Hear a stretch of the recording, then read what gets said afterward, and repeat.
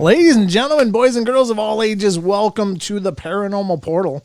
I'm your host, Brent Thomas. Thank you all for being here and taking part of your Friday night, which is a sacred thing. Friday nights are a sacred thing, and to spend them with us is nothing short of miraculous and wonderful, and we are very grateful for your presence.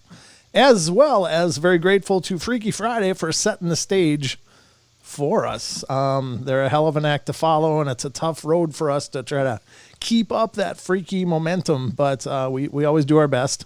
And, I can't think of a better show to follow. So thank you, gentlemen, for the show, and thank you for breaking the path for us here on the Paranormal Portal. So wherever you are, we're just thrilled you're here with us. Just know that the Paranormal Portal is underway, and we have a different phone line, though, if you're listening on TFR, iHeart, TuneIn, and TalkStream Live.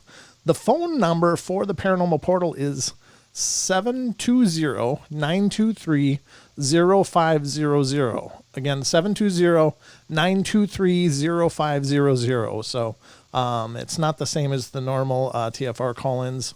If you ever wanted to participate with the show, that's how you do it. However, we'd prefer if you waited to at least after the first half hour of the show.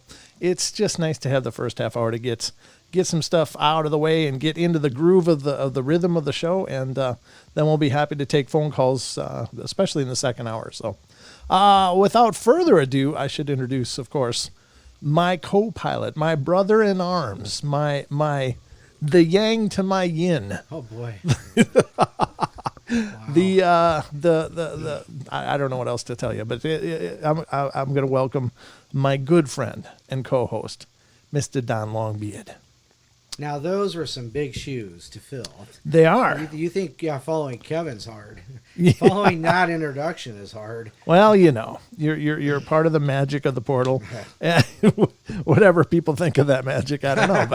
But it's the magic that we do. It's the voodoo that we do here on the portal. So whatever you think of it, you are here and you are now involved in 2 fun-filled hours if you choose to stick with us. And we got a lot of stuff to get through tonight, Don. We got a lot of fun ahead of us, awesome. As always. But I guess probably, first of all, how are you doing? Everything good? Oh, yeah, all's good. Okay. All right, good. Well, then back to the program. Now back to you. Just can't shut that guy up sometimes. That guy over there, I don't know what the heck I don't know what he's on about. All right, we're going to get to the first part of our program tonight, which is always the news.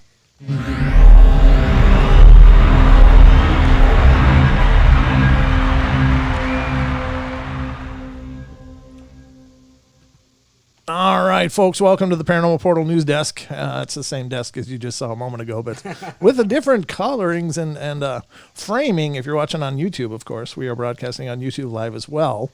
And you can see all the magic as it's happening live, as well as hear it. So it's a more immersive experience, maybe.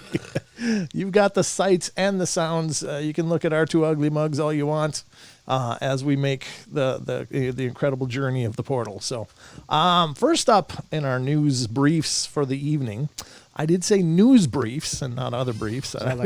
So not boxers or tidy It's not the Fruit of the Looms or anything.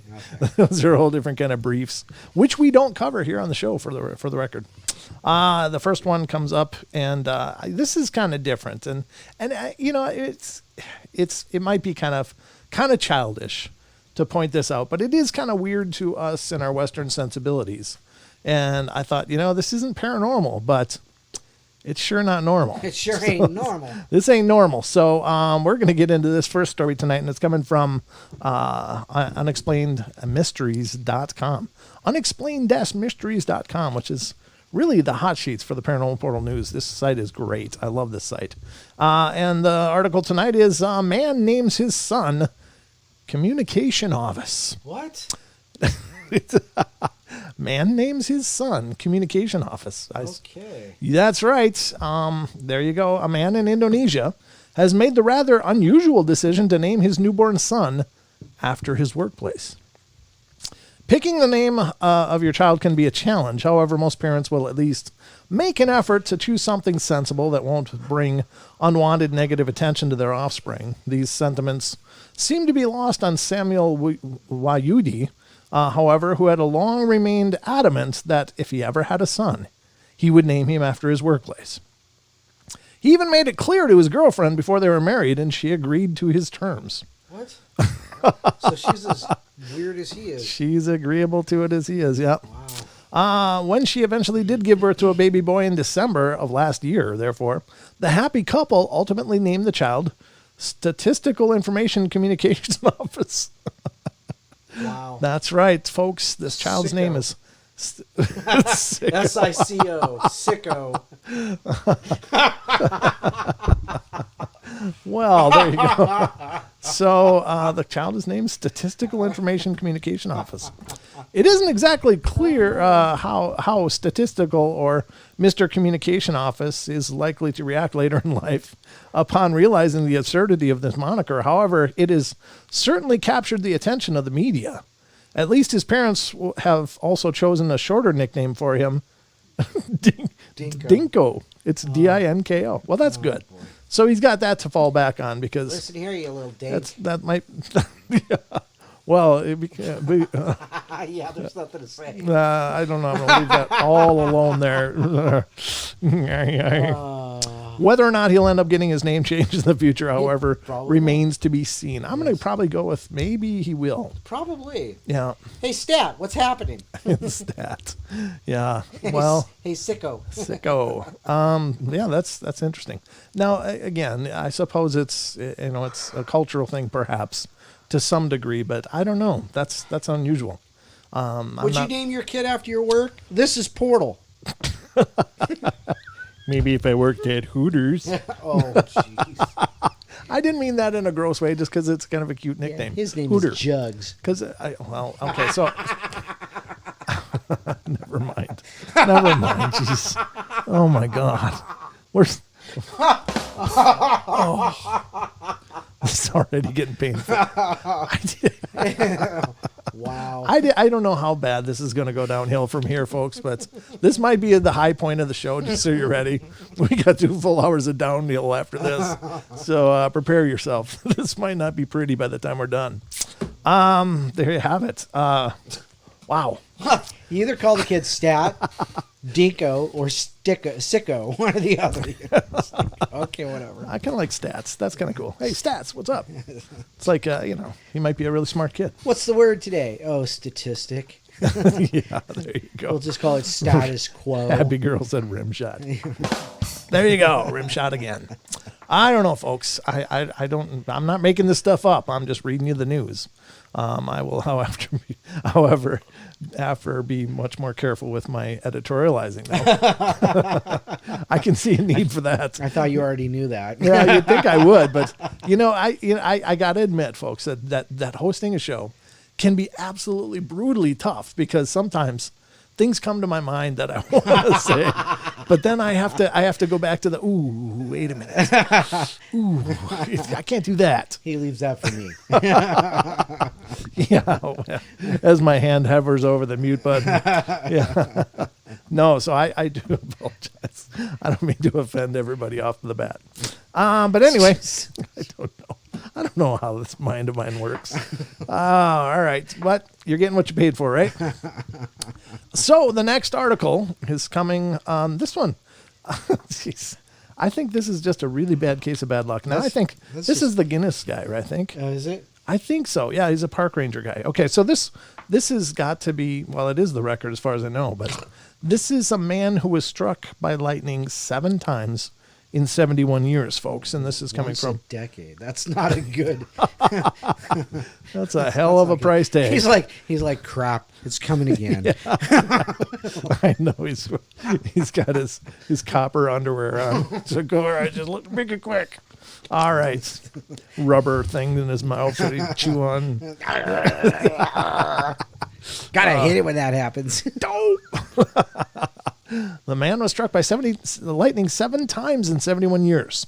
For U.S. Park Ranger Roy Sullivan, this is a 1 in a million event, came something of a regular occurrence.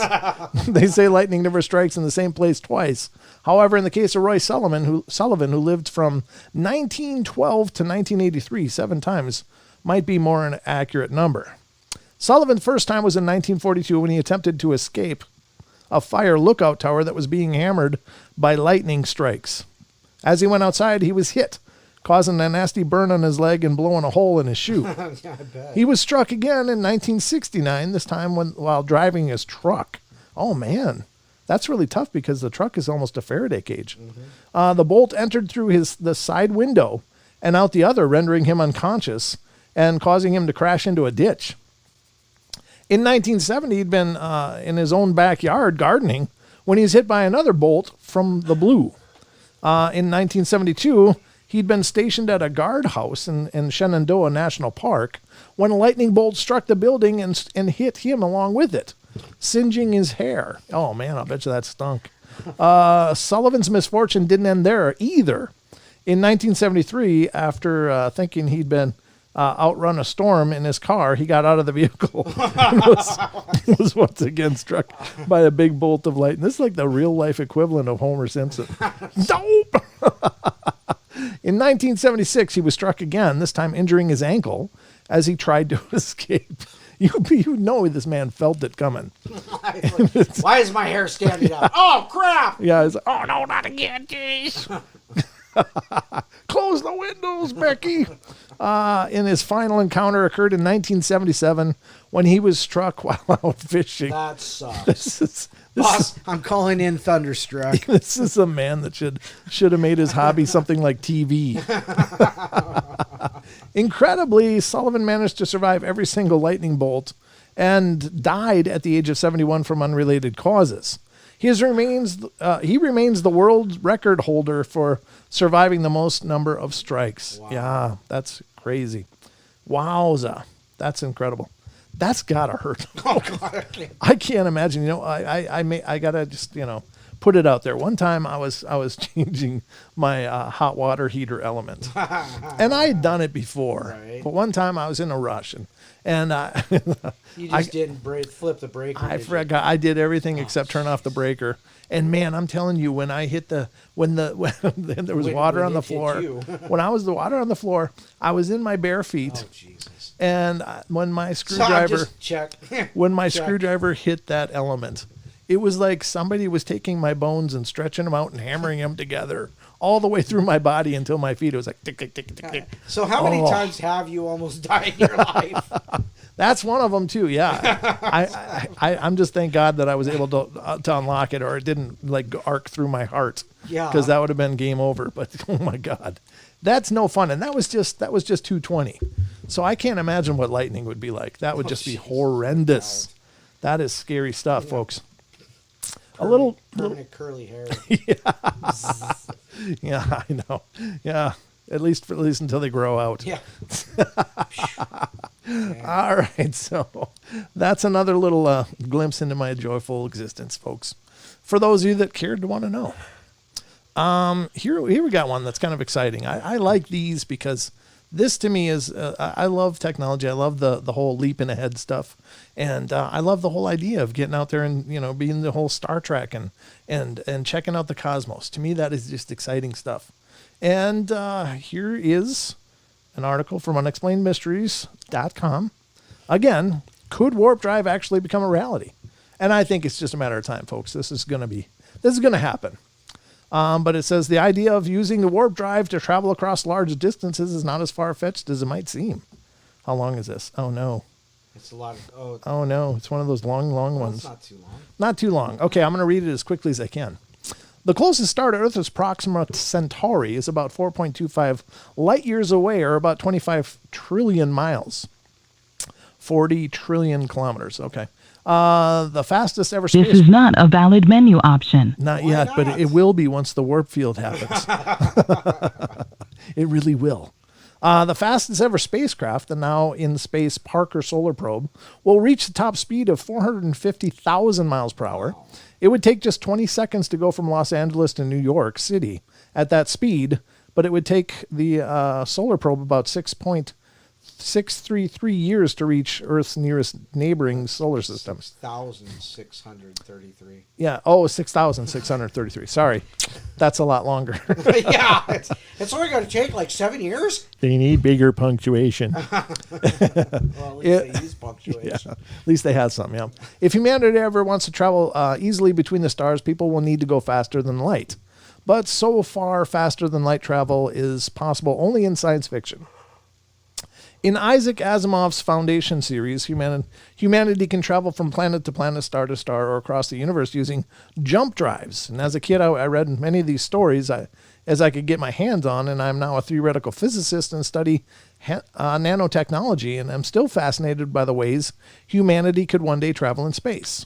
Some characters, like astronauts in the movies Interstellar or Thor, use wormholes to travel between solar systems in seconds.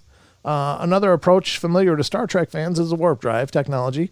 Warp drives are the technology theoretically possible, if still far-fetched technology. 2 recent papers made headlines in March when researchers claimed to have overcome one of the many challenges that stand between the theory of warp drives and a reality. But how do these theoretical warp drives really work? And will humans be making the jump to warp drive speed anytime soon? Compression and expansion. In a nutshell, they compress space in front of you, expand it behind you. Okay, so I'm going to skip through this part because it's a lot of technical stuff.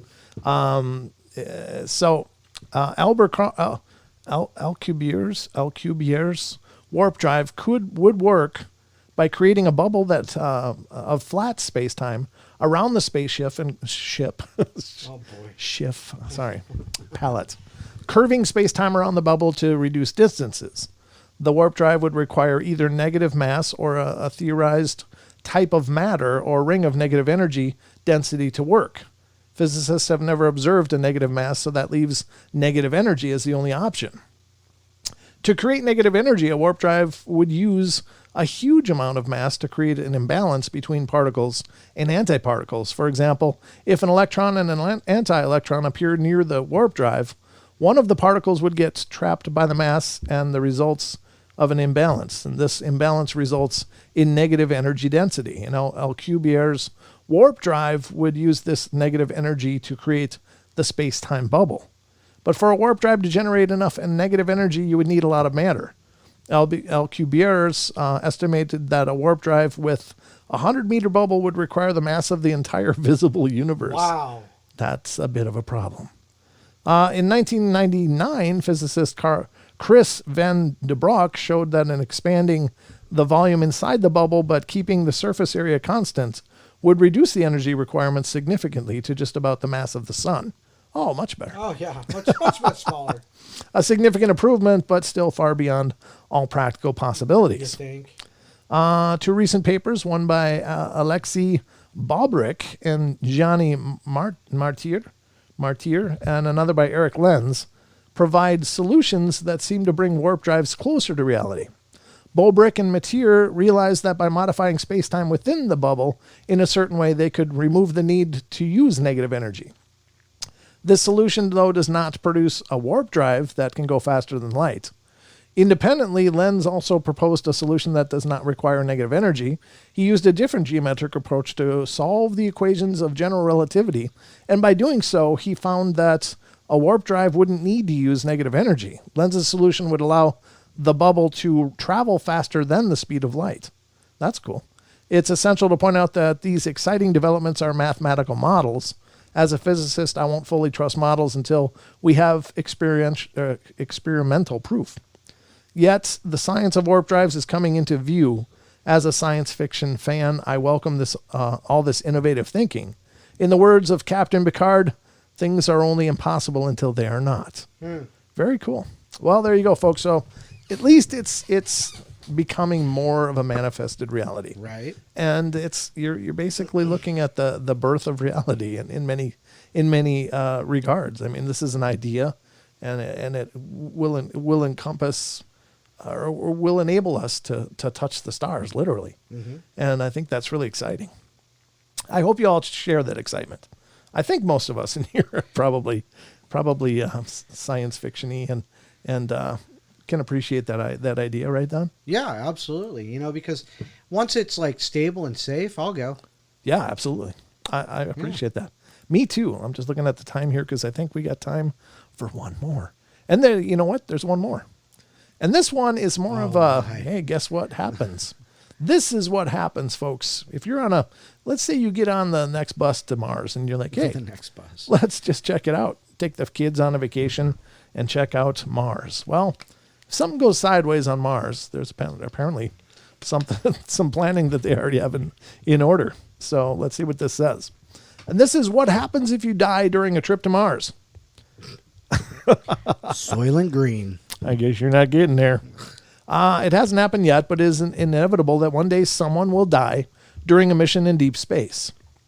In science fiction movies such as Ridley Scott's Alien, crew members are often jettisoned into space when they die, a form of burial that echoes the way sailors back on Earth would dispel a body overboard after a death at sea. But what would happen if someone actually died during a space mission in real life? There's no denying that space is a dangerous place. Accidents could very quickly lead to disaster, and deadly radiation is likely to take its toll on anyone who ventures too far from the safety of Earth. NASA does not currently have protocols in place. Oh, it doesn't? Okay.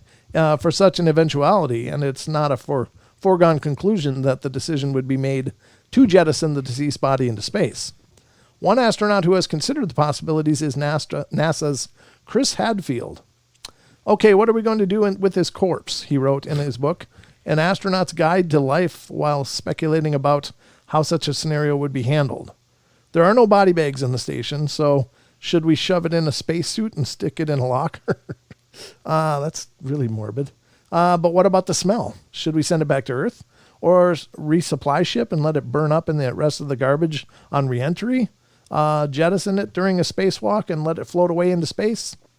Some experts have even considered another possibility. What if the remains of the deceased could serve as a source of rations in the event of an emergency in space? Donner party of 8. I told you, Soylent Green. No.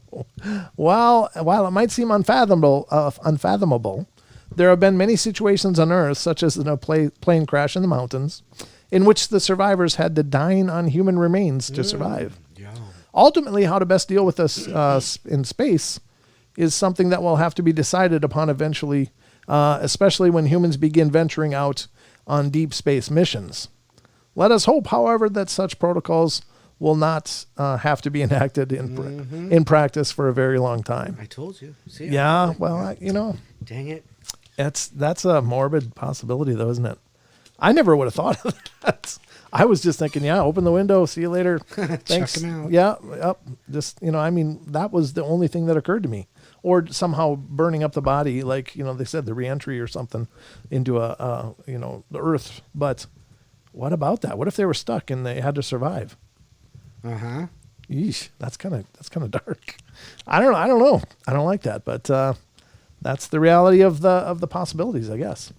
So there you have it, folks. That's a little more of the Paranormal Portal news, and I think I feel more informed. How do you, Don? Did you enjoy the news? I am very much more informed now.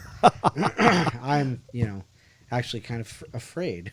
Yeah. No. That's okay, Don. We're not going to Mars yet. What is that? That's Don soup. Ooh, all right, folks. Is that a femur? No, it's not the funny bone. Hold on. Thank you. All right, folks, that wraps up our news events for the day. So let's get back to the regularly scheduled program. Oh, my goodness.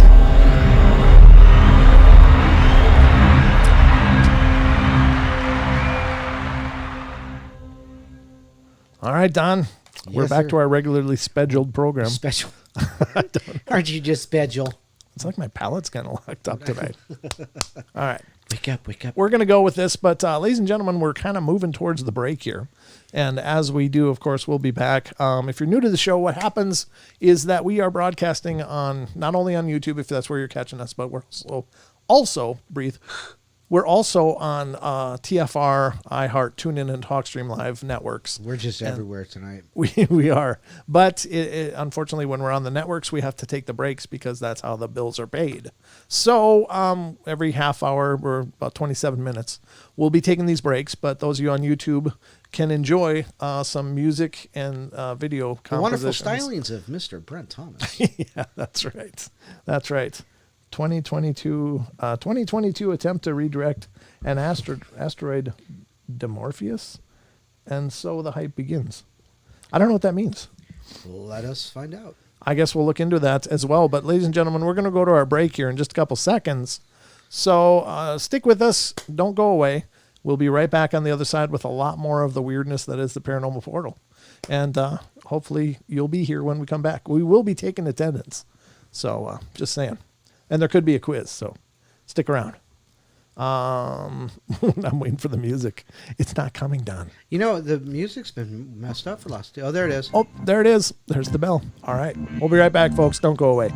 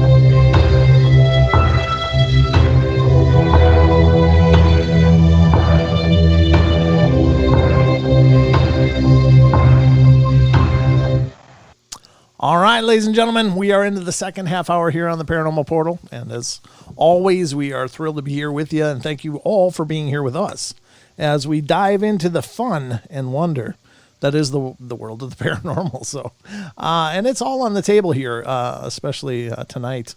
We've got some time anomalies coming up that we're going to be getting into.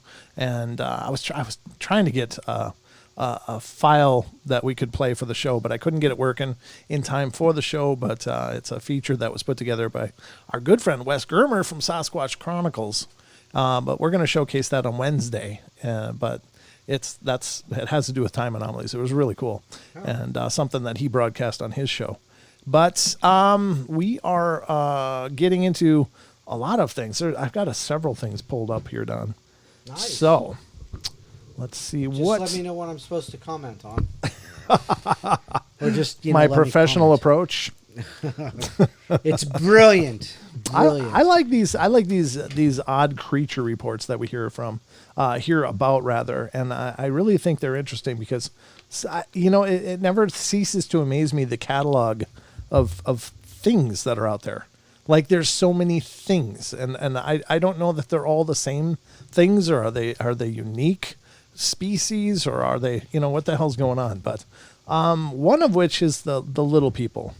And the little people and the Fae I find very interesting as well, because there's so many legends and stories that have been built through many different cultures, disparate cultures, that deal with these small diminutive beings of magical ability or presence. And maybe they're of this realm, maybe they're not, maybe they're something else and completely, maybe they're extraterrestrial, and the only way that the people back then could describe them as being magical, because they seem to exhibit all these abilities that people didn't know how to quantify. It was just, there's lights, and next thing they weren't there, and so they're magical, they disappeared. Well, maybe they teleported, maybe they did, any number of things, or just moved in a way that they couldn't be viewed. So one of which, though, I want to get into, and this is coming from Animalien.com, which is a great site if you're ever looking around for some paranormal goodness and fun and information. Definitely check out Animalien.com. They've got a bunch of great articles there as well. And it's also a podcast, so definitely check them out and support their work, because they're definitely doing the job. So what we're going to talk about right now, we're going to go over, is an article that they have submitted here on their site, and it has to do with the San Pedro Mountains. 14-inch mummy, the legend of the little people. And Don, you remember we've talked about these, right? This mummy that was dug up, wasn't this this is in Casper, Wyoming. Yeah, we probably have. We've talked about this mummy that was dug up, and it really is absolutely different than, it's not just some kind of birth anomaly. As far as I know, a lot of people were trying to say, it's just some child, some disfigured child, and so this was the burial of a disfigured child. But as far as what I understand of it, there is definitely plenty of hallmarks to show that this was an actual adult body. That it had gone well through puberty and was in a fairly considerably aged portion of its life, as I believe, and maybe it'll be covered in their article here. But even the molars showed appropriate wear for the being several decades old, or several anyway. I don't know how many exactly, but let's get into this. And it's the Cecil, Maine. Cecil, Maine, Cecil, Maine, and a fellow prospector were prospecting for gold in the Pedro Mountains, 60 miles southwest of Casper, Wyoming, in June of 1934, when they used explosives to break into a sealed cave. Well, that's probably why it was sealed, because that was a crypt of some form, it sounds like. Well, what they found inside was not the valuable mineral that they sought, but something infinitely stranger. Yeah, for sure.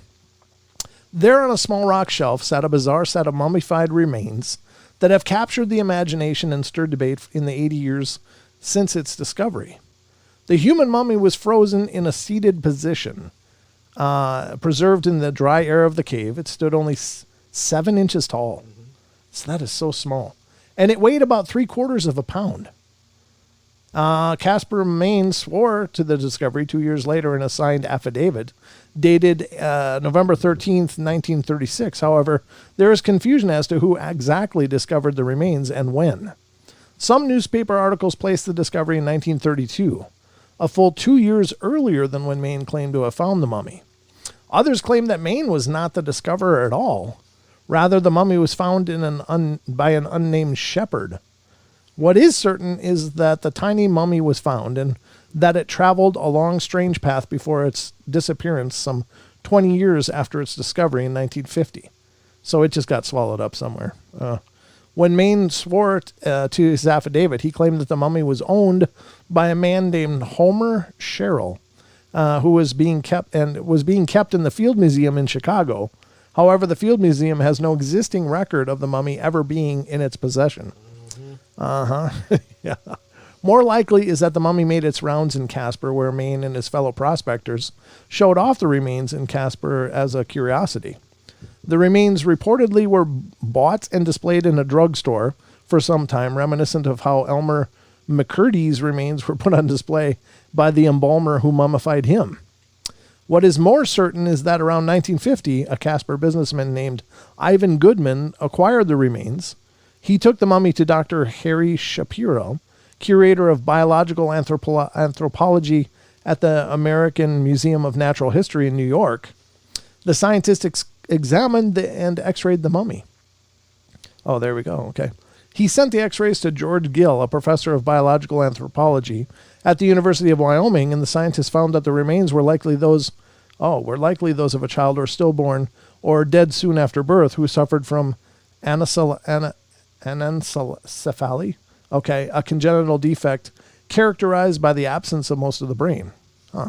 Shortly after examination, Goodman made a second trip to New York where he gave the mummy to a man named as Leonard Wadler, who claimed to want the mummy for study, and Goodman died later in 1950, and Wadler hung on to the remains, and they have not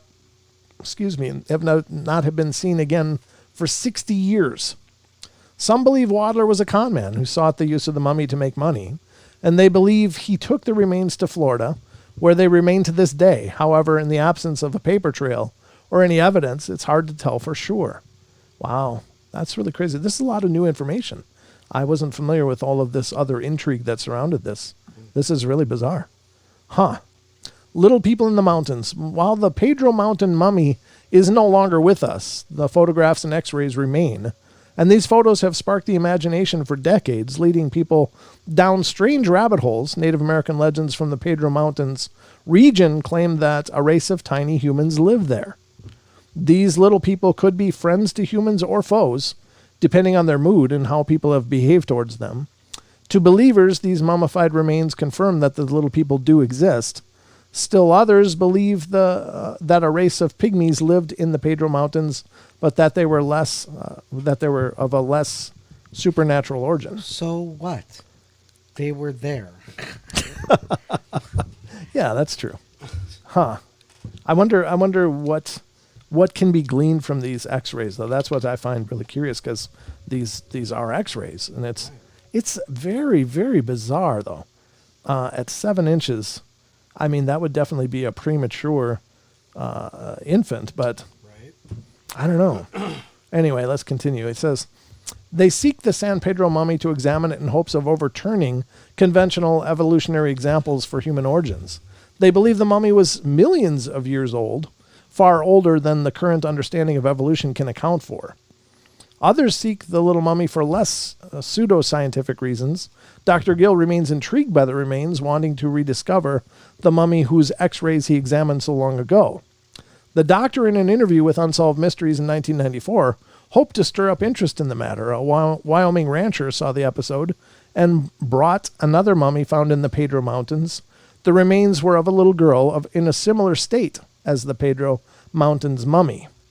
Gill examined the mummy and found evidence that the child suffered anencephaly. The remains were carbon dated, revealing that they were 300 years old, not the million plus that advocates of the human pygmy hypothesis believe. These tiny remains point to a little-known part in history. Whose remains are they? Likely they are Native American. Was the practice widespread and what sorts of rituals and religious meanings were attached to the act of mummification. Sometimes mummification is accidental, but most often there is a religious component to the practice. For example, Europe's bog mummies were likely a mix of the two. Many were likely ritual sacrifices to the spirits or gods in the bogs, while their sacrificial location incidentally preserved them. However, the two known mummies from the Pedro Mountains appear to have been deliberately placed in the caves, and both were, I wonder how to pronounce this right, encephalactic. Now it's spelled differently too, Right. encephalactic. If others were found, it could point to a little-known ritual practice performed by Native Americans in the area that today has been lost to history. But it's all speculation. There are many Native American stories about little people, and the Pedro mummy famously disappeared, leading to many theories about this unexplained mystery. And the sources, of course, are listed here. But yeah, this is a really well-written article because I didn't realize there was so much other intrigue around this. And I like this because I think it's important to understand. Oftentimes, whenever we're looking for things, we find what we're looking for, but you only find enough to substantiate that, yes, this is something that was experienced. But I like the depth that they went into in researching all of the I guess the questionable parts of the phenomenon. I think that is so often missed and left out, and it's hard to know just what the hell's going on. But cool, and there you have it, folks. What do you think of that stuff, Don? I think it's really interesting. I mean, 7 inches, that's not big at all. I know. And, even if it was a child, that would be, most kids are, when they're born, they're like, 16 inches, Yeah. 8 pounds and 16 inches, so that's pretty tiny. My boys were all 21 inches, all 3 of them, 21 inches long. They're big little nuggets. Yeah. Big little nuggets of love. But I think it's very interesting. 7 inches. I don't know what that would mean. Would that be like? Yeah, I don't even know 6 how months? that would. Yeah, I don't know how far to, and I don't know what a 6 months embryo should look like versus what right. we're seeing in those images. But maybe that is kind of what they look like, and maybe that skeletal development is absolutely on par for what would be, some kind of miscarried baby or something. Right. No. I don't know. Yeah, I don't think that would be miscarried baby. You don't? Yeah. No. Okay. Well, I don't know. I mean, if it was gone full term, do you think it went full term? Well, maybe. Well, stillborn. No, because Okay. it's still way too small. Yeah. Well, okay. But it's I don't know what the It's one of those weird anencephaly. I don't know what that means. As far as missing part of the brain, does that also affect development of the fetus itself? I don't know. Wow. Very interesting though. So it is a good look at that, and I think it's very cool to have more information on it because how many snake oil salesmen are there out there? Right. Saying, hey, we got this weird creature. God, P.T. Barnum would stitch stuff together, Yeah. and say, look at this weird mermaid monkey that we found. And, and he made a mint off of it because he did. people's willingness to believe. Right. And so I guess the same could be said for this kind of thing. There's a sucker born every day. Every minute. Yeah. Sucker born every minute. Yep. That's exactly right. So there you go, folks. Just, again, always be careful what you believe, I guess. It's just interesting, though. Now we're going to move on to something a little different. This one has to do with a cryptid that's apparently lurking in Toronto's underground waterways, waiting. Did you know about it, Don? It sounds familiar. Does it really? Yeah. Wow. I don't know that it sounds familiar to me or not. Sometimes I don't know, dude. But let's see what it says. This is coming from ranker.com. Written by Inigo Montoya. No, Inigo Gonzalez. Gonzalez, sorry. Gonzalez. Are you sure it's not Montoya? No, it's not Inigo Montoya. His father was killed by the 6-finger man. Nope, that's not the guy. A living nightmare lurks in Toronto's underground waterways, waiting. So let's get into this. And I don't know if we're going to make it all the way through this before the break, but we'll get into it as far as we can and then come back and finish it. But it says there's a story about a creepy tunnel monster from all over the world, ranging from ghostly to bloody to downright frightening. Yeah, but they all sound kind of frightening. I don't know why. Where's the frightening versus not? New York famously has a man-eating alligators in its sewer. London has monstrous black pigs under its streets. I didn't know that. I didn't either. Oh, okay. Toronto, however, has the Cabbagetown Tunnel Monster. Wow. Oh, I don't know what Cabbagetown is, but that sounds terrible. While there are many urban legends of mythical creatures in Canada, a tunnel monster is one of the most famous and enigmatic monsters to date. Despite the fact that it's only been seen once, legends abound. Wow, that's a pretty thin criteria for to be a monster. But anyway, see for yourself. Is the Cabbagetown Tunnel Monster a myth? Did someone simply mistake a stray dog or perhaps an overgrown beaver for the creature, or is the tunnel monster something much more? In 1979, a man saw a living nightmare while venturing down into a tunnel.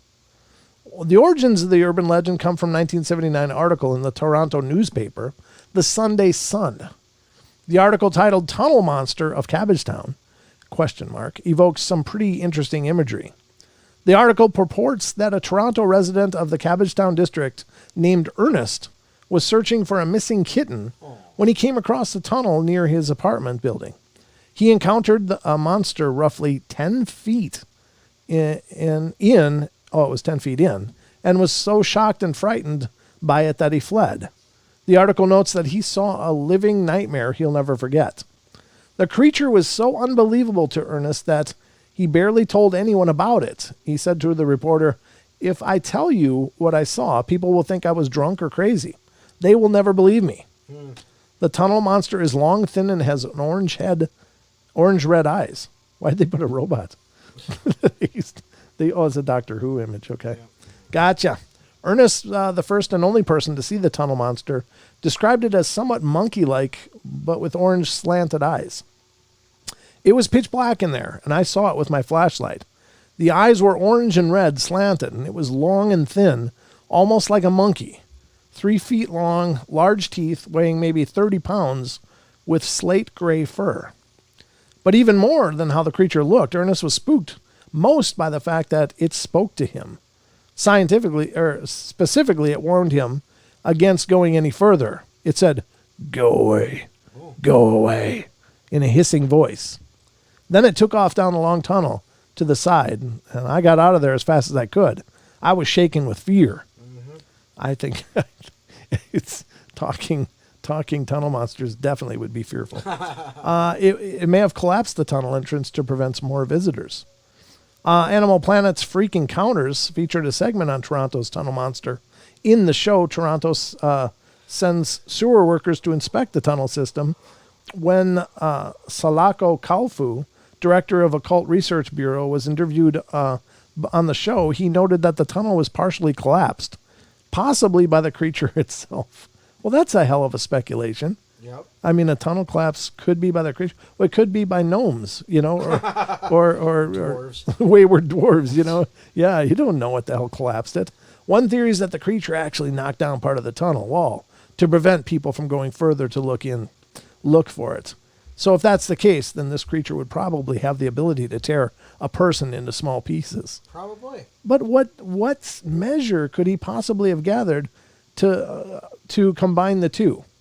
It's like if I see a squirrel and then go a little further and see a tree that fell, I'm not going to assume the squirrel knocked the tree down. I mean, that's just two very different things. That's an overgrown beaver. Yeah. It's like, how do you connect those dots? Well, it's there, and the tunnel's collapsed too. Then that's there, so must be the same thing. It's got to be. Jeez, wow, that's a real leap of logic there. The monster might be a Mimigwisi, hairy river folk from native folklore. Mimigwisi are creatures from Native American lore that live in or near rivers and lakes, and they're mischievous pranksters and thieves, and they'll rip your canoe if you don't give them a proper offering, such as a pinch of tobacco. Myth says that although they steal from fishing nets, they can also be helpful. According to stories, they live in hollowed-out rocks that are about 3 feet tall and are very hairy and have high-pitched nasal voices. Perhaps centuries of living in Toronto's underground rivers has turned these simple Mimigwisi into subterranean predators. Uh-huh. All right. And the old rivers that run under Toronto may be the monster's home. Ooh. Toronto is home to a number of rivers, which many have been buried in tunnels to help the city expand. City planners knew that they couldn't simply fill in the rivers. The water would actually accumulate and soften the land underneath Toronto, which could be disastrous. Instead, workers created tunnels so the rivers could flow regularly and leave the city's foundations undisturbed.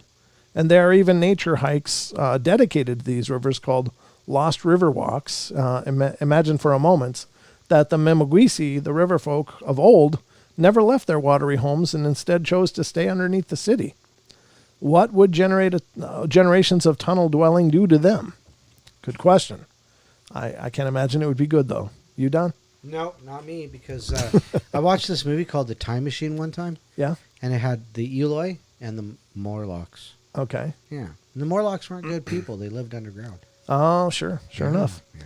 That'll do it. Maybe it's that subterranean life. The Toronto Underground is home to a path, P-A-T-H, a walkway filled with shops, restaurants, and social areas. It's designed to allow city residents to move around town without having to deal with inclement weather, traffic, and other above-ground inconveniences.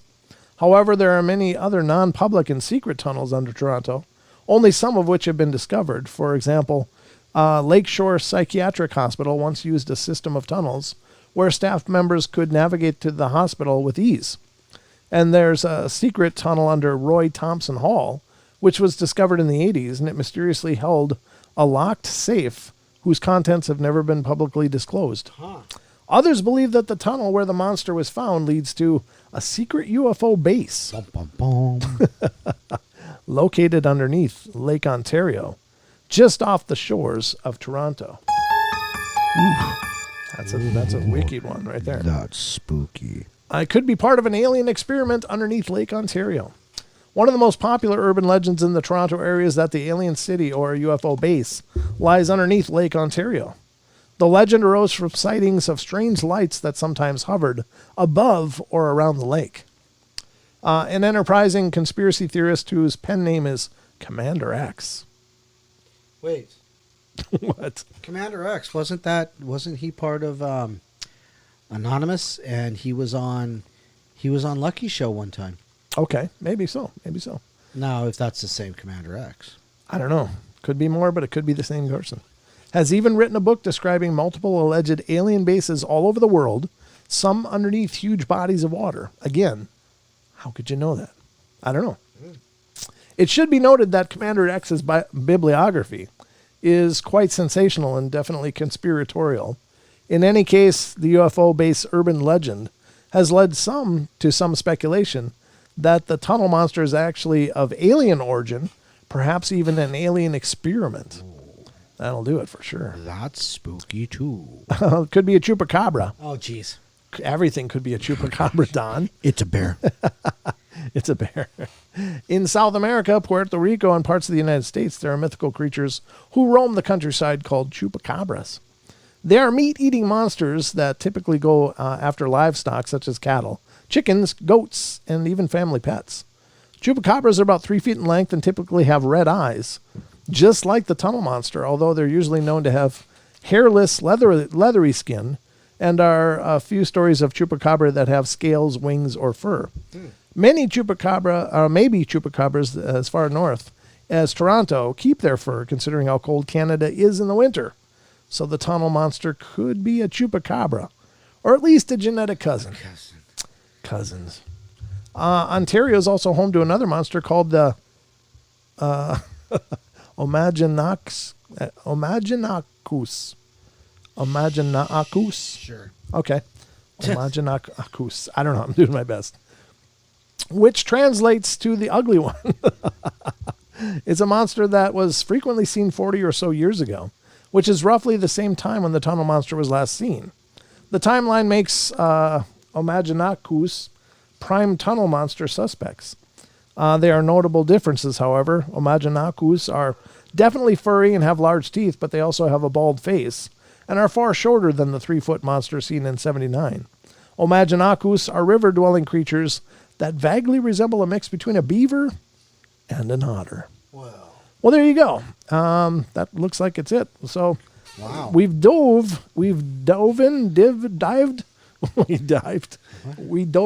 the story of the Toronto tunnel monster. Wow. I don't think we know anything more than when we started, but at least we have some. Well, now we just have more questions. We have a lot more questions. Yes, we Yep. do. But apparently they know how to knock down tunnels. Apparently so. Those damn Just beaver like- otters. Just like those otter beavers. just like those lumberjack squirrels out in the God, woods. knocking down the trees. I don't like this one. Yeah, I hear you. But ladies and gentlemen, it's time. We're going to go to the hour break. We'll be right back again for more of the fun that is the Paranormal Portal. So don't go away. We'll be right back.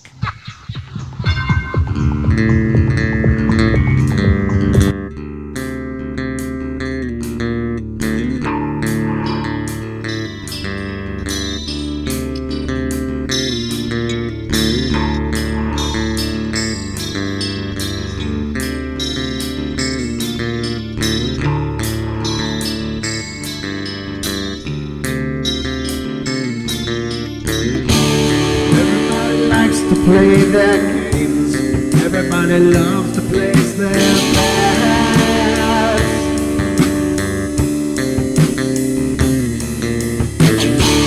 They don't understand the price I paid. They don't care to comprehend.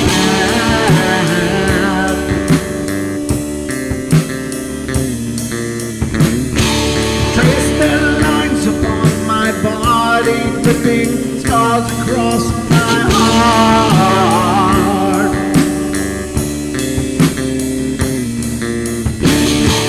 Raging anger boils inside me as their lies keep falling apart.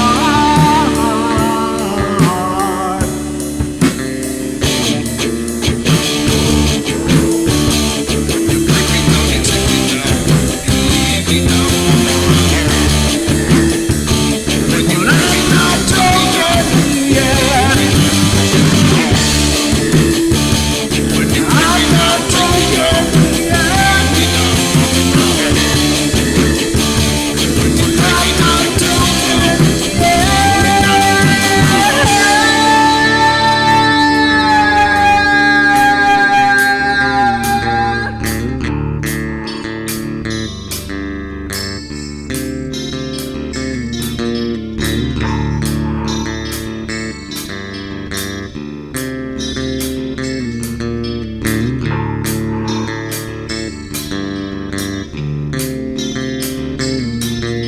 I am finished with my silence. I am not a stupid boy.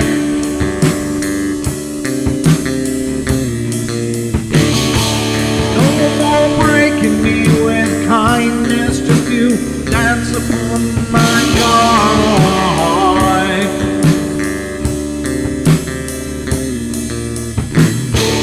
Leading me with empty promise. You're just another fucking mess.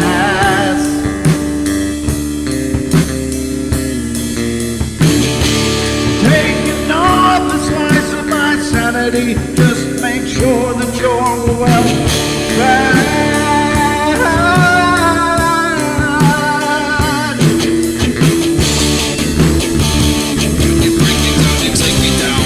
I'm not broken yet. I'm not broken yet. I'm not broken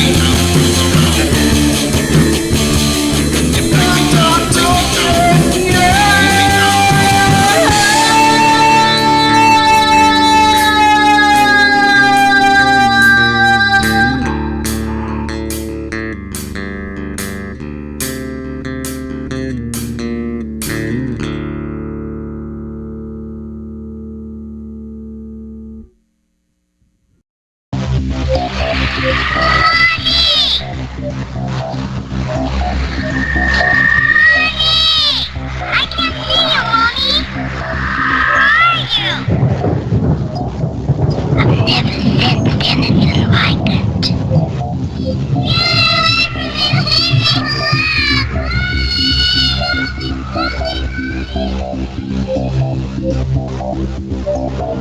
Carol Ann is not like those she's with.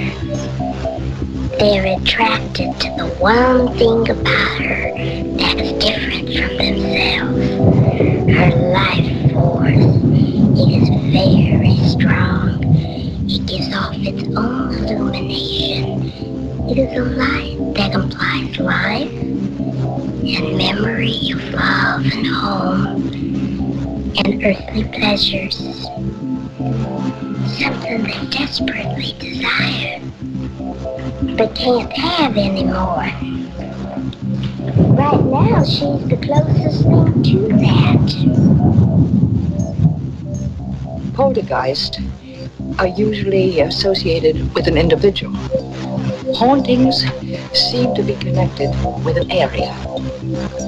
A house, usually. Poltergeist disturbances are of fairly short duration, perhaps a couple of months. Hauntings can go on for years.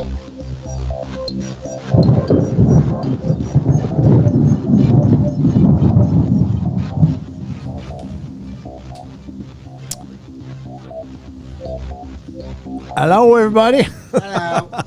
Hello. Hello. Welcome back, everybody. It's hour number 2 right here on the Paranormal Portal. And I hope you're having a good time. I hope you're enjoying the ride and having fun. Thank you, guys. My birthday is actually tomorrow, but thank you all. I appreciate it. My birthday is May 1st. Now, if you're in Australia or New Zealand or something, my birthday is today. But I'll take the early wishes as well. Thank you. That's wonderful and very sweet. It means the world to me, of course. You guys are obviously a big part of my life. So it's wonderful to hear your wishes and to see them. So thank you for, excuse me. Thank you for that. I got to remember not to snack on breaks. But anyway, this is our 2-hour Friday journey of fun. And, of course, we are graced by the wonderful presence of the Longbeard. Blah, blah. You're here. I don't say blah, blah, blah. The hell you don't. You do now. Okay. Hey. And we got lots of paranormal goodness yet to go through tonight. We're going to get into some time slips and other anomalies like that. We're going to get into more weirdness, creature, feature stuff. And let's see, what is next, Don? What is next? What can be next? Well, lots could be next. We could do some, no. Well, no. Yeah, maybe, no. I think we'll do this one next. Okay, cool. Hey, let's do that one. I thought it was funny because it's a funny title. And and actually it's true. Oftentimes when we think of things like, since we talked about the little people already, the Fae seemed like a natural progression because we don't talk about them a lot here on the show. And quite honestly, it's because there's most of the information about the Fae is very legendary and has to do with, way back when and another, ancient past, something allegedly happened or people allegedly saw stuff. People still to this day swear that they're seeing fairies and stuff, and they very well could be. I don't know. I mean, could be the will-o'-the-wisps or the lights that people see in the forests are some kind of representation of these nature elemental spirits that are like Fae or the fairies. And I don't pretend to know, and I'm not saying that that's not possible. I know that some people hear that stuff. There's several people out there. It's like, well, anything that side of they get to Sasquatch, and anything further into the weird or bizarre, they're just like, nope. They can do Sasquatch, and that's about it. Or they can do ghosts and Sasquatch, or they can do UFOs, ghosts and Sasquatch. But once you get into the really, really wild out there paranormal stuff, it's like, nope. And I understand that because it's tough with our Western sensibilities. To make sense of a lot of this weirdness. And maybe there is no making sense of it. And maybe that's the truth of the paranormal, is that's why it's in our world, because at the very least what it continues to do is continues to push us to look further. It's like this prodding stick. We get settled into our world as we know it, into our realities as we know it. And then something just comes out of left field and just rocks everything. It's like, wait a minute. Why did that door open? Right? Why am I hearing disembodied voices in my house? Things like that. Where are my car keys? And they rattle us. They shake us. And maybe that's this. Maybe there's a divine measure to the paranormal, that it just keeps shaking us and making us continue to ask questions and continue our journey to understand this world or this reality that we live in. Some people say it's just a matrix of sorts. Other people think that it's just I don't know, a dream. There's so many different takes on what this reality is, but maybe they're all right. Maybe it's all just semantics.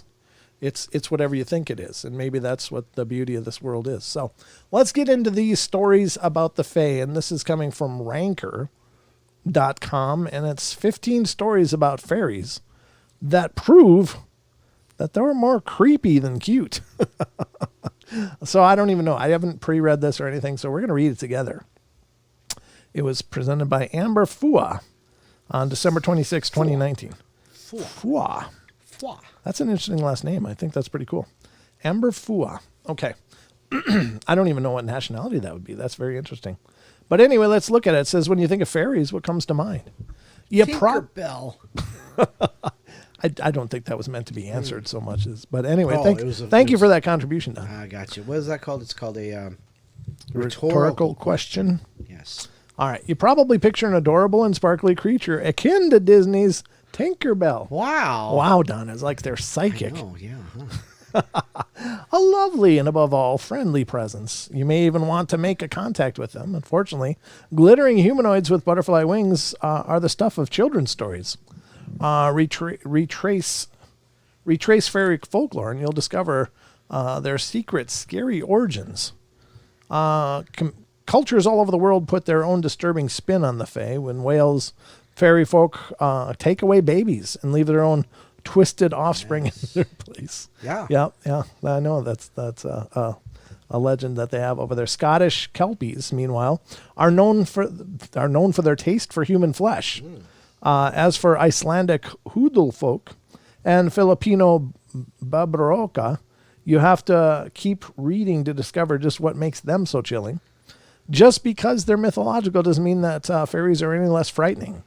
Here are a few of the dark attributes. Just remember to shut your windows tight before going to sleep tonight. They're babies back from the grave. Oh, dear God. Oh, look at that image, though. That's just absolutely horrifying. It was horrifying.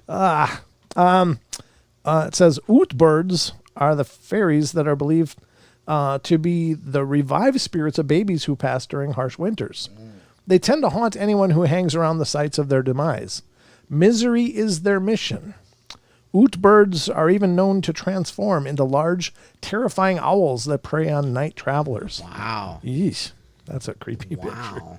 I'm just going to scroll down past that one. They'll claw you to pieces. That's the next one. Typically illustrated as haggard and old, redcaps are said to be armed with razor-sharp teeth and claws, which they use to eat humans and fairies alike. Their name hints at their voracious nature. Redcaps mop up their target's blood with their cap With their hats. after they commit a slaying. That's right. Excuse me. Hold on. There we go. As their name hints, that's it. Yep, they mop it up. That's where they get the red cap from. Now, I would say that that's not necessarily a fairy as much as it is a little people like gnomes and pukwudgies and things. Right, yeah. Duende. Those are more of a small cryptid than they are fae, but whatever. Okay, we'll continue this. They slay children. That's a horrible thing.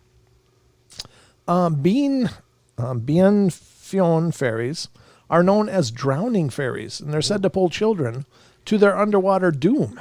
If you're searching for Beyond Fionn fairy, you're advised to look around dark waters where drownings have occurred. These creatures were likely devised by parents looking to keep their kids from playing in the water, but that doesn't make them any less creepy. Yeah, that is. It says, is this disturbing? 1132 said yes. I bet you all of them are so far. That's disturbing. 1204. I want to see this one. Oh, no, it's only 1056. Thought the baby thing was disturbing. All right, their screens mean doom. The banshee. Now, I don't see that. I wouldn't equate that with a fae at all, but also known as woman fairy. I could be wrong. Originated in Ireland, it is said to be the most active at night before a passing. In some folklore, she even comes to the door of those who are expected to pass. She looks like a full-sized human female, and though her appearance varies by region, her hair is always stringy, and she always wears a white gown or shroud. She frequently appears covered in moss as well. The banshee is recognized by her loud mourning wails, which are said to be the harbinger of someone's demise. And as we learned from other sources, they are apparently attached to family lines, like they're almost ancestral spirits of a family line. But I don't know. It's all on the table, I guess. They get excited by death, apparently. Wow. Virikas gather outside the homes of dying people while happily chattering to each other. These 18-inch tall harbingers of doom are instantly recognizable thanks to their vivid red color and blood-stained teeth. Huh. According to folklore, they can be appeased, but it isn't easy. Virikas require a shrine filled with daily turned offerings of flowers and spices to leave you alone. Now, this is interesting, and I'm going to kind of go off on a sidebar here, but on the show, The Dead Files, I remember there was one episode where Amy Allen was talking to this person who was just having this horrible run of health and luck, and things were just going sideways, and she said, you've got problems. And if I'm remembering this correctly, she said, like, there's these creatures that are circling your house. What? Yeah, and she described them as being small, wicked-looking creatures. They're circling the house trying to get in, and they want to get in. Wow. And it really describes what this Virkas is describing, and Virikas, and that really, like, shocks me because, you know, when you hear some of those descriptions, it's like, well, what the hell is that? Well, here's a cultural reference to that very thing. Now, I don't know if this person was not very healthy either, as I recall from that episode. And if anybody out there remembers this episode or what I'm mentioning, let me know. You know, let me know in the comments or in the chat or wherever. But yeah, it was just creepy. And now to see another reference to that, I'd never heard of this before. So very interesting. But that's the Virikas. Oh God, here they go, Don. They eat humans. They must. Second time this has come up tonight. Wow. I don't know what to think of that. Fairies aren't just menaces to humans. They can be a threat to their own kind, too. Considering kelpies a kind of human-eating fae, small, ugly, and bulbous, kelpies are known for their foul tempers. And they were once said to crop up everywhere in Scottish lochs and the North Sea, but fell into decline thanks to their appetite for other fairies. But kelpies don't discriminate when it comes to slaying. They love to eat deer and that wander too near to their lochs, and they are able to shapeshift to lure in human prey. There are even folktales about kelpies who take the appearance of seahorses, luring young maidens who they then submerge and devour. Yeesh. So if you ever see a seahorse, just stay on shore. That's terrible. Don't go in the water. Don't go in the water. Don't go swimming after seahorses. They have evil souls. Number 7. According to Irish folklore, the slough are fairies thought to be the souls of evil people.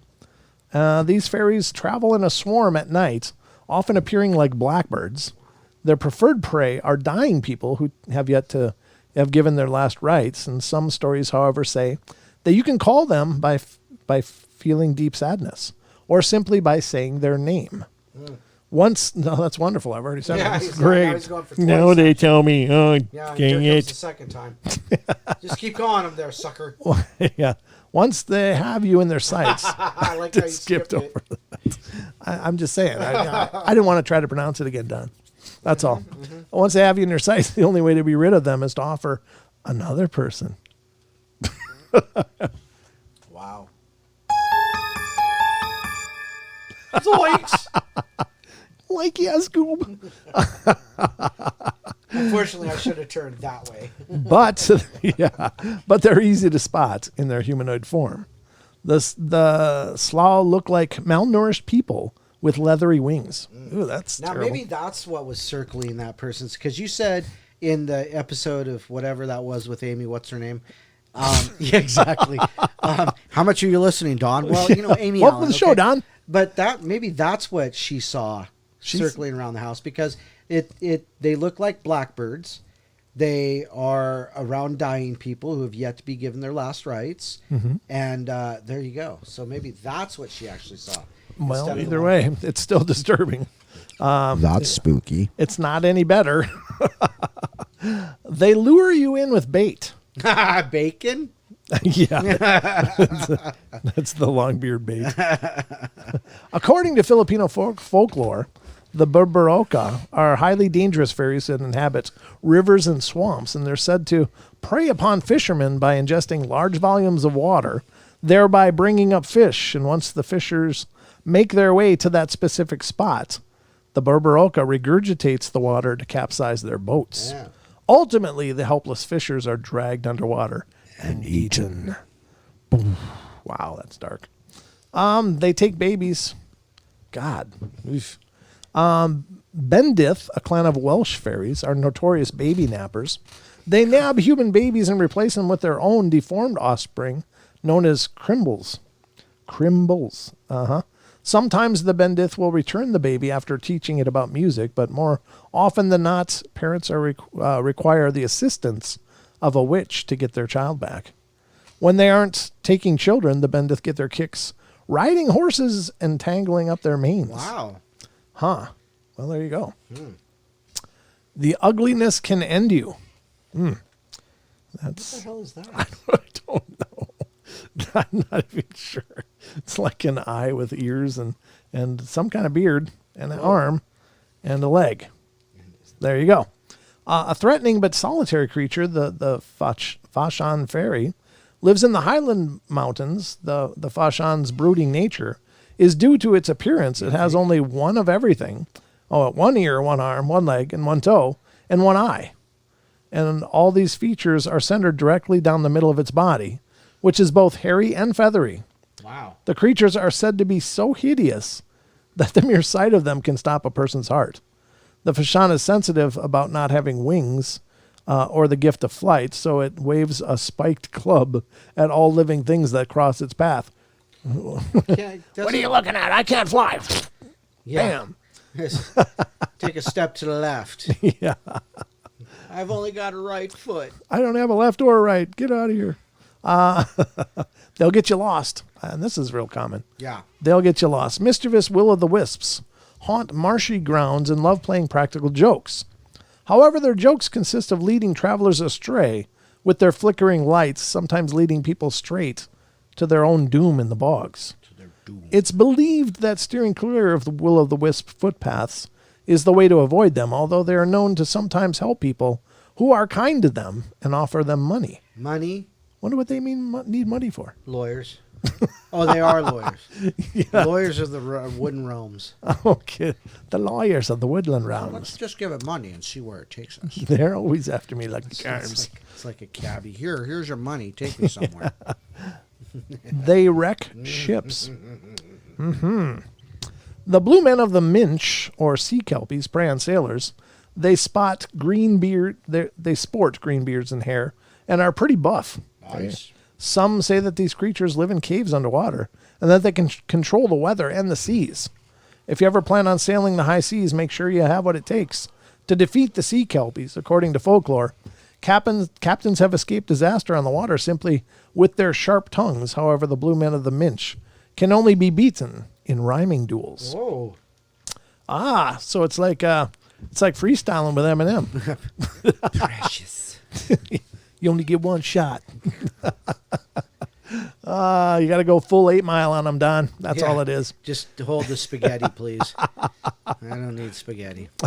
They seduce and then punish you. Oh. Yeah. Can they punish me and then seduce me? Maybe they're just... You spank me next. They're just dominatrix. It just, the I wanna be one spanked. shot package. Huda folk are Icelandic fairies that are somewhat neutral. Some people believe them to be beneficial, and they build tiny wooden homes for the fairies to live in. Huda folk aren't typically malicious, but they do have strict moral code. These human-like creatures are known to attempt to seduce people, and those who resist are rewarded, while anyone who surrenders is punished. Wow. You get a really bad relationship. Number 10. They run around without clothes. Number 14. Woo-hoo! Why is there a picture of a chicken? I'm not sure where that's going, but let's see what. I don't even think this is going to happen. This pronunciation. The Kalakantzaroi fairies are always without clothes. While that might make you uncomfortable, the creep factor comes in with their feet. They're usually shaped like those of different animals. They tend to ride around on chickens and are blind. Okay. So they're typically found in groups. Sometimes they even recruit outcast fairies to be their guides. Oh. Well, there you go. They're hideous. This is something hideous. Brownies are typically guardian fairies who do chores and help around the house. I need some brownies. Yeah. I need some brownies too. While that may Preferably under ice cream. Yeah, I don't think they like that much, Don. While that may sound sweet and endearing, folklore says that they are hideous to look at. In some regions of Scotland, they have no separated toes or fingers. In other areas, they have a hole in their face where their nose should be. That's disturbing. Well, but is that really hideous? I don't know. No. There you go, folks. Those are a bunch of different fae that makes them kind of creepy and horrible. So be careful if you're out there looking for the fae, because God knows you might find them. And then don't come crying back to the portal, because We told you so. We can't help you. There's nothing we can do. That is just wild, huh? Yep. I don't know. So the question is, what do you believe? I don't know. I don't know what to believe with stuff like that, but I can tell you that these legends have been around for ages, for generations, and cultural memory. And so are they based on a reality? All myths have some basis in truth somewhere. That's my opinion. I mean, they're built on something, folks. Yep. Whether it could be a drunken, pink elephant kind of thing, or it could be something that was really witnessed. It's hard to know. I can only say that I've witnessed some crazy stuff in my life. And when I think back on it, it's like, God, there's so much weirdness. Yeah. But when you compile it all and you put it in a pile, it looks like there's something wrong with me. Is there something wrong with me that this stuff keeps happening? Where does pile come from? Yeah. It's just this bunch of weirdness. But I think that these things are all part of the diverse, dynamic reality that we live in, and we're just not aware of most of it. Yeah. And so it comes across as these supernatural, crazy events, but maybe it's really not all that paranormal at all. Maybe it's just not normal. Right, Don? Right, Brent. Because it's just spooky. We love some spooky. And we love the fact that the show goes on. And we are moving towards our last break, which is crazy that it's gone this fast, really, huh? Right, yeah. Can you believe it? I'm loving it. Way to rip off the McDonald's. But we are going to go to our last break here in a moment. Probably the only way I'd go to a McDonald's. Oh, yeah, I love their breakfast sandwiches, man. Yeah, I do too. Their breakfast sandwiches are like tongue crack. I love those things. Oh, God. But like every time we've ever gone somewhere, like when we went to Spokane the other month, and then when we went to Medellin Falls, it was like, yeah, we have been in that one before, and every time we go there, we get the same thing. Yep. And I always complain that the sausage egg biscuit is always drier than dog poop. It's horrible. I don't know how much dog poop you've eaten, but I don't have a reference point. It's just dry. Okay, let me rephrase that. It's dry dog poop. All right, just go Where'd ahead. you get this patty from? Oh my! Between two pillows. No.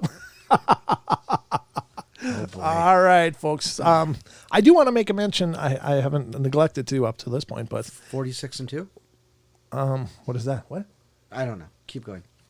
I was going to tell you that if you're watching on TFR, iHeart, TuneIn, TalkStream Live, after the Paranormal Portal, of course, comes Paisley Wild. Paisley Wild, and her show. The Spaces Between. The Spaces Between. That's right. We're going to do this together, Don. And it's a great show. She's a dear friend, and she's going to be bringing you all the craziness of the pagan realm and esoteric and fantastic knowledge and information and better living. And the one thing I think is really cool about her show is that you really do learn a lot if you sit back and pay attention. She talks about a lot of different modalities, crystals, aromatherapies, candles, charms, herbs, cooking. I mean, there's just everything is on on the table with her show, and she brings all of that magic into one show, and I think it's great information. As long as Dawn stays away. And it also includes a long beard. This can. same one. It can. Well, you're at least involved. You know, Yeah. You are involved. As I'm Don- usually so damn tired. I'm like, let me just sit and eat my ice cream. Just go ahead. But that'll be coming up right after the show on those on the TFR channel as well. But if you want to watch her YouTube stream, you can check it out at youtube.com/thespacesbetween. So we're going to go to our last break, folks. We're going to be right back in just a couple minutes, so don't go away. We're going to come back and talk about time slips and anomalies like that. And I hope you'll be here. All right, we'll be right back, guys.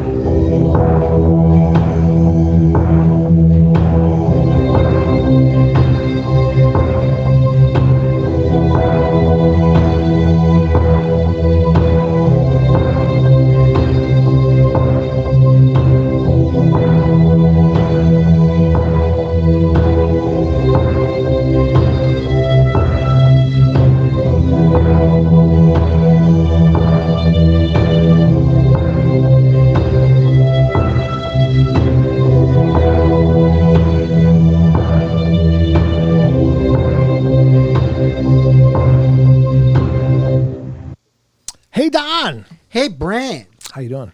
Doing good. Good. Welcome to the last half hour of the Paranormal Portal, or 25 minutes of it, as time will give us. But on this little bit of the show that's Speaking left. of time. Huh? Speaking of time. Speaking of time, well, that's exactly what we're going to do. How's that for a There you go. a fun? It's a segue. No, it was a good one. God. It was a good one. Much better. All right, folks, we are going to go into some time anomalies because we love them. And it's something that we've covered a bunch of times on the show. But it's also hard to find new ones to cover a lot of, because we've done them and talked about them. And we're going to get a little redundant here. So if you've ever watched us do time anomalies, you're going to probably hear some of the same ones. You may have seen the same one again. Yeah. And again. You might have seen it again, but that might just be a time. That's my point. That's Don's point. See what I did there? I jumped right on the bus, Don. We rode it all the way to the station. There you go. All right. So, in time anomalies, if you guys aren't familiar with it, first of all, where the hell you been? No, I'm just kidding. They are just these anomalies where people are jumping through normal time, and the case in point. Again, this is something I was going to put on tonight's show, but I couldn't get it to work with the network and the YouTube at the same time, because it's a whole different setup as far as broadcasting audio. But it's Wes had done this great compilation piece about a pilot in Florida that took a 90-minute flight, but he somehow did it in like 40 minutes, 30 or 40 minutes. And it's official. There's records of when he took off from what airport, and records of when he landed at another, and thus making the trip with this plane he was flying absolutely impossible, as far as my understanding of it. And it's a hell of a story. It really is. So he put together that piece, and I was like, God, that's so cool. That'd be a great thing for us. That topic is a great thing to discuss, because I think, again, we're talking about, in the big picture, we're talking about what is the paranormal? Well, it's just when our reality gets thrown on its head. And this is the strange phenomena type of thing, where it's not really, it may have an intelligence to it, but it might just be wrong place at the wrong time, or the right place at the right time, or just a chance happening of some bubbles of reality, merging and creating these weird doorways or gateways or whatever. But at any case, it does appear to be something that people have experienced. It's something I've experienced as far as, in a similar fashion. But in my fashion, it's I skipped a very treacherous part of a journey driving when I was taking my middle child home with my oldest child, and it was during a blizzard, and we got him home, and we were coming back home ourselves, and we ended up skipping a whole part of the journey that I was really nervous about driving, because it was a whiteout. There was no way to see anything. And how it happened, I don't know. But my oldest child and I both experienced it. And I'm glad he was there, because it's one of those experiences that if you're alone, you just have to question your own sanity.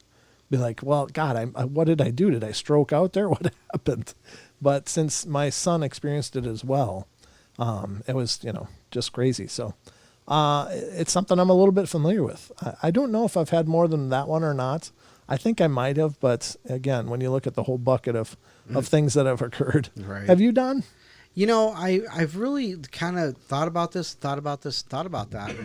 And I don't know. I really don't know. I mean, I'm sure I've had deja vu, or, vujade even. But never, I don't think I've ever really had like a time slip. Okay. And, that's why I've never, I'm just like the anti-paranormal, I guess. Sure. I don't know. Well, I'm going to start out with this, I don't know if I should start with this one. Let's see. Or this one. This one. I think we'll start with this one, because this is a big one, but I think it's pretty fantastic. And this is apparently a story of Ivan T. Sanderson, who is let's see. I want to properly identify what he was, or who he was. let's see, probably the most, oh yeah. Let me see. God. He's a biologist and author. A biologist and author. Thank you, Don. He's a biologist and author back in the earlier part of the 1900s, right? Yes. Yeah, and he was on a road trip. And here's what happened. Let me blow this up because this is stupidly small. Yeah, that's me and my preparation right there, Don. It's from his book, and where I'm getting this from is from strange.co.blogspot.com, and this guy has done a great job just encapsulating the event in a real tidy package here. But I'm not going to read his entire blog, but I'm going to take his excerpt of it. And he said his time slip story related in his book More Things. Let me put it up on screen as well. Has a convincing simplicity that cannot be easily dismissed, particularly as he stated flatly that occult matters had never interested him. I have only one life to lead that I know of, and I've been far too busy trying to catch up with the more pragmatic facts of it. His story took place in Point Boudet, Haiti, some years ago, where he and his wife and his assistant, Frederick G. Alsop, were engaged in a biological survey, and one evening the trio were driving down an old dirt road that quickly engulfed the car in mud, leaving them stranded. They attempted to walk back to their home, but after traveling most of the night, they were exhausted. And they encountered a car driven by an American doctor, but he was on his way to an urgent case and had no room for all three of them. Did you hear that? I think it was my phone. Oh, okay. I was like, what the hell is that? I don't even have a bell. He agreed to try to pick them up on his return trip. And the three of them grimly slogged on until Sanderson looked up and suddenly noticed that everything around him was transformed. In the brilliant moonlight, he saw that he was surrounded by houses of various shapes and sizes, and all of them casting shadows appropriate to their positions. Their previous dusty road was now muddy, with patches of cobblestones. The homes appeared to be of the medieval or Elizabethan period, and he somehow immediately knew that he was in Paris. It was not a static scene, as it would be the case of a mirage. He saw the flickering glow of candlelight in some windows, and hanging lanterns were gently swaying, as if in a breeze that he did not feel. Otherwise, the scene before him appeared entirely, utterly real. While still trying to grasp what he was seeing, his wife, who had been walking behind him, suddenly stopped and let out a gasp. When he asked what was wrong, she was speechless for a moment, but then began describing the precise scene he was experiencing. At that point, wrote Sanderson, they both had a hard time finding speech. His shock only deepened when his wife blurted, "How did we get to Paris 500 years ago?" I would imagine a horse and a cart. They continued to examine everything around them. Apparently, they were in perfect agreement with every detail. But a sudden strange weakness began to descend upon them. Sanderson called to Alsop, who was some distance ahead, and they tried to catch up to the assistant, but became so dizzy they both had to sit on what they both saw as a tall, rough Parisian curbstone. Alsop came back to them and tried to find out what was wrong, but the Sandersons didn't know how to answer. Alsop gave each of them a cigarette, but staring into the flame of his lighter somehow brought the Sandersons back to reality. When they looked around again, 15th century France had vanished, replaced by the familiar Haitian surroundings. By the time the doctor had returned and brought them home, it was close to dawn.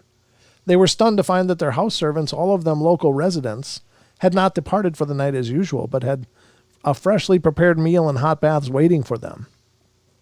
The next morning, their housekeeper, Margot, whom Sanderson described as a guider of tradition, someone that stupid or even sensible outsiders would call a priestess, refused to say exactly how she knew exactly when they would return. He had the impression that she also knew of their very strange experience, but that was never explained either.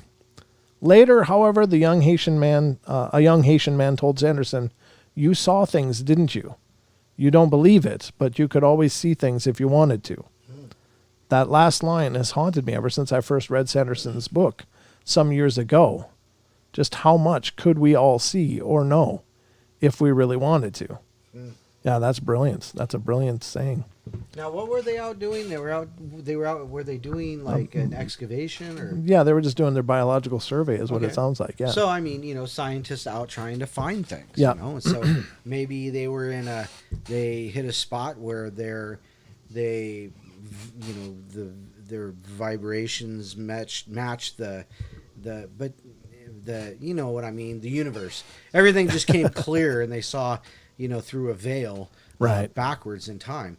But in Haiti, now it wasn't Haiti French for a long, long time, a French Providence, whatever. Yeah.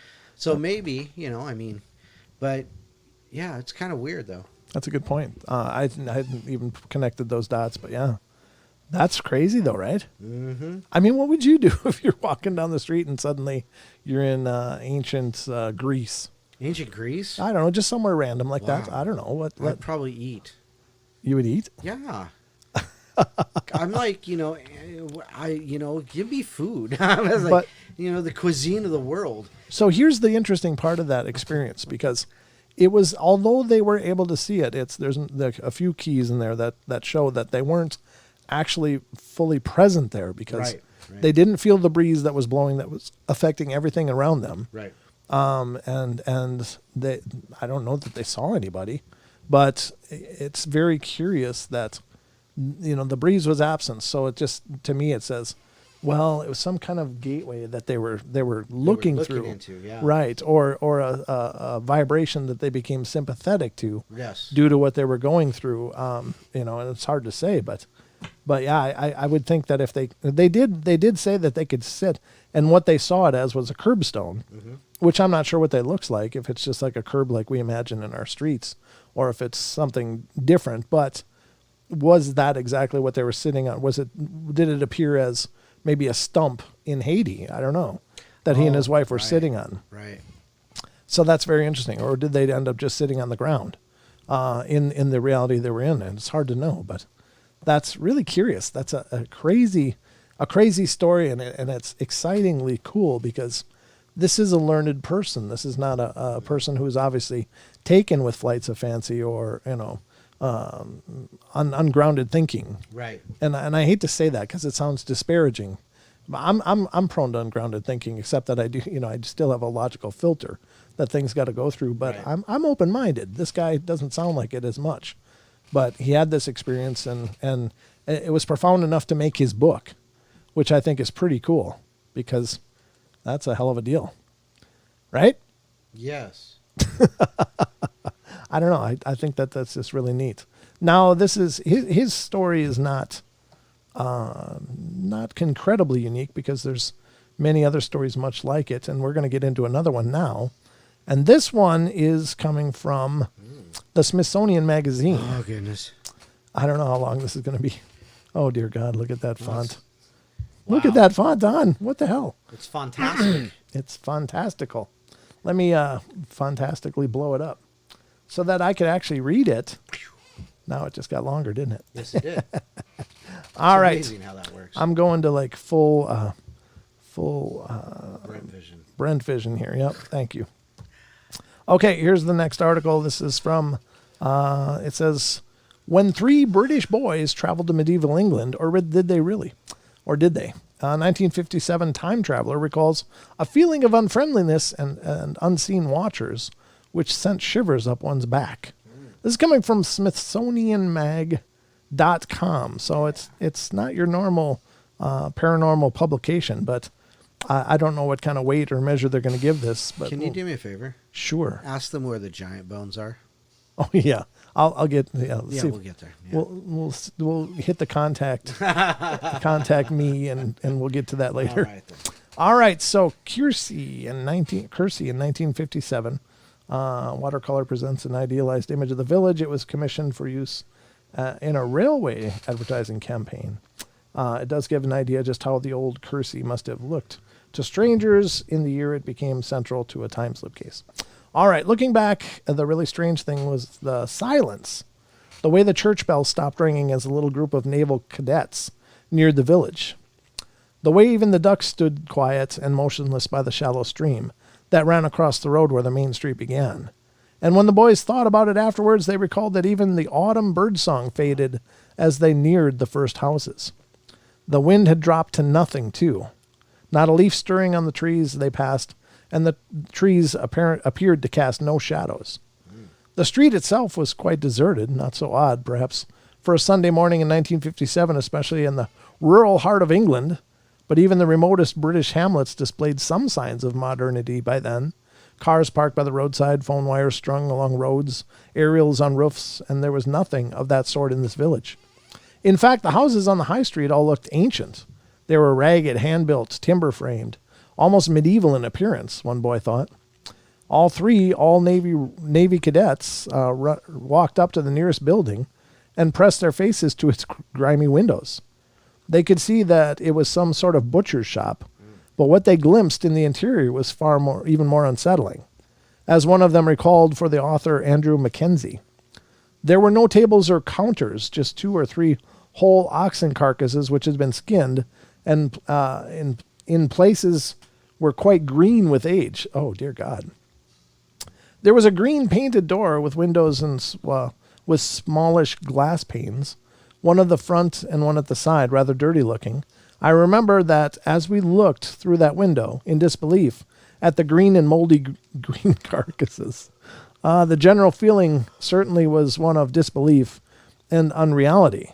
Who would believe that in 1957 that the health authorities would allow such conditions? They peered into another house, and it too had greenish, smeary windows, and it too appeared uninhabited. The walls had been crudely whitewashed, but the rooms were empty. The boys could see no possessions, no furniture, and they thought the rooms themselves appeared to be not of modern-day quality. Spooked now, the cadets turned back and hurried out of the strange village. The track climbed a small hill, and they did not turn back until they had reached the top. And then one of the three remembered, suddenly we heard the bells once more and saw the smoke rising from the chimneys. None of the chimneys was smoking when we were in the village, so we ran for a few hundred yards as if to shake off the weird feeling. What happened to those 3 boys on that October morning more than 50 years ago remains something of a mystery. They were taking part in a map reading exercise that ought to have been straightforward, with the idea was to navigate their way across 4 or 5 miles of countryside to a designated point and then return to base and report what they had seen, which, if all went according to plan, should have been the picturesque Suffolk village of Kersey. But the more they thought about it, the more the cadets wondered whether something very strange had occurred to them. Years later, William Lang, a Scottish boy who led the group, put it this way. It was a ghost village, so to speak. It was almost as if we had walked back in time. I experienced an overwhelming feeling of sadness and depression in Kersey, but also a feeling of unfriendliness and unseen watchers, which sent shivers up one's back, and I wondered if we'd knocked at a door to ask a question, who might have answered. It doesn't bear thinking about. Lang, who came from Perthshire in the Highlands of Scotland, was a stranger to this part of the East England. So were his friends Michael Crowdy from Worcestershire and Ray Baker, a Cockney. And that was the point. All 3 were 15 years old and had only recently signed up to join the Royal Navy. That made it easy for the petty officers in charge of their training to confirm that they had reached the village they were supposed to find, just by checking their descriptions. As it was, their superiors, Lang recalled, were rather skeptical that when they told them of their odd experience, but they laughed it off and agreed that we'd seen Kersey all right. There was another, there the matter rested until the 80s when Lang and Crowley, then both living in Australia, talked by phone and chewed over the incident. Lang had always been troubled by it, and Crowley, it emerged, did not remember it in as much detail as his old friend. But he did think that something strange had happened, and he recalled the silence, the lack of aerials, streetlights, and the bizarre butcher's shop. That was enough to prompt Lang to write to the author of a book he'd read, Andrew Mackenzie, a leading member of the Society for Psychical Research. Mac Mackenzie was intrigued by Bill Lang's letter and recognized that it might describe a case of retrocognition. Retrocognition. Oh, that's a new term to me. The SPR term for what we would call a time slip case. Looking at the details, he thought it was possible that the 3 cadets had seen Kersey, not as it was in 1957, but as it had been centuries earlier. A long correspondence, he and Lang exchanged letters for 2 years, and a foray into local libraries with the help of a historian from Kersey helped to confirm that view. In 1990, Lang flew to England, and the two men walked through the village, reliving the experience. What makes this case particularly interesting is that retrocognition is probably the rarest reported of psychical phenomena. There have only been a handful of cases, of which by far the most famous remains the Versailles incident in 1901, and on that occasion 2 highly educated British women, the principal and vice principal of St. Hugh's College in Oxford, were wandering through the grounds of the palace at Versailles outside of Paris when they had a series of experiences that later convinced them that they had seen the gardens as they were before the French Revolution. Detailed research suggested to them that one of the figures they encountered might have been Marie Antoinette, Louis's the 16th wife, the Queen of France. Mackenzie's research into the Kersey incident led him to a very similar conclusions, and he featured it as the lead case in a book he published in Retrocognition, Adventures in Time, 1997. Several factors led him to conclude that the cadet's experience had been genuine. The obvious sincerity of Lang and his friend Crowley. Ray Baker was also traced, but turned out to remember nothing of the experience. The detail of their recollections and few persuasive discoveries among the details that impressed Mackenzie was the realization that the house that Lang had identified as a butcher shop, which was a private residence in 1957, and remained one when Kersey revisited it in 1990, dated to about 1350. Wow. Jeez. Wow, and had actually been a butcher's shop for at least as early as 1790. Wow. The author was also struck by the suggestive fact that the season seems to change as the cadets entered the village. Inside, Kersey and Lang recalled it was verdant, and the trees were that magnificent green color one finds in the spring and early summer. And then there was the puzzle of the village church. Lang noted that the party had not seen it after they descended into the village and a pall of silence fell. Indeed, he explicitly recalled that there was no sign of a church. I would certainly have seen it, as I had a field observation of 360 degrees, and Crowley likewise recalled no church or pub, all of which seemed hard to explain, since St. Mary Kersey dates to the 14th century and is the principal landmark in the district, readily visible to anyone passing the main street. Mackenzie, basing his case on the history of St. Mary's, interpreted this anomaly as evidence to help pinpoint the likely date on which Lang and his companion visited the village. Nothing that construction of the tower was halted by the ravages of the Black Death. I just got to check the time here. Okay. Which killed half of the population of Kersey. Bring out your dead. Sorry. And concluded that the cadets might have seen it as it had been the aftermath of the plague, when the shell of the half-constructed church would have been hidden by trees, and since Lang and Crowley also recalled that the village buildings and glazed windows, a rarity in the Middle Ages, Mackenzie further suggested that the most likely date was 1420, when the church remained unfinished, but the village was growing rich from the wool trade. It's a great story, but looked at through the ages of a historian, is there some other explanation for the events of 1957? Well, maybe so, but you know what? I think we're out of time. I think so. I think that's a great place to end it, because this isn't the debunk portal. This is the paranormal portal, and we talk about phenomena that people have experienced. That's phenomenal. That's phenomenal, folks. Phenomena. So, that's the phenomena they experienced. Mm-hmm. And that's the phenomena you experience right here every day that we do a paranormal portal. The time slip of 2 hours just... This has been a time slip. In the nick of time, folks. That's the name of tonight's show. And it's certainly the theme of every show. We made it in the nick of time, and we're at about a minute from the end of the show. A minute? Oh, my goodness. Wow, Don. Did you think we could do it? I knew we could do it. There you go. Oh, my God. We got calls, but unfortunately, guys, we can't get to the calls because we are actually on the network tonight, and I can't go into overtime unless you want to go into overtime. You can't, can you? Can't. Okay. I'm sorry, guys. Those of you who called, thank you so much for calling. I'm sorry I didn't get to your calls, but just keep believing and call me tomorrow night. I'll be here doing the show, 7 p.m. Pacific. And Don, anything in closing?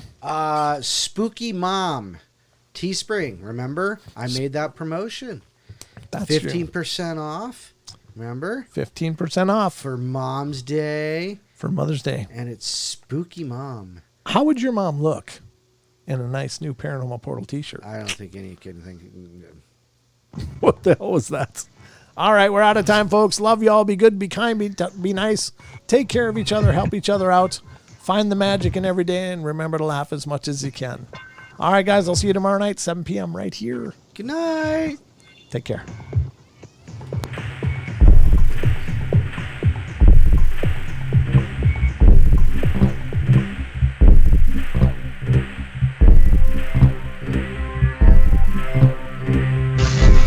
Truth Frequency Radio is your #1 source.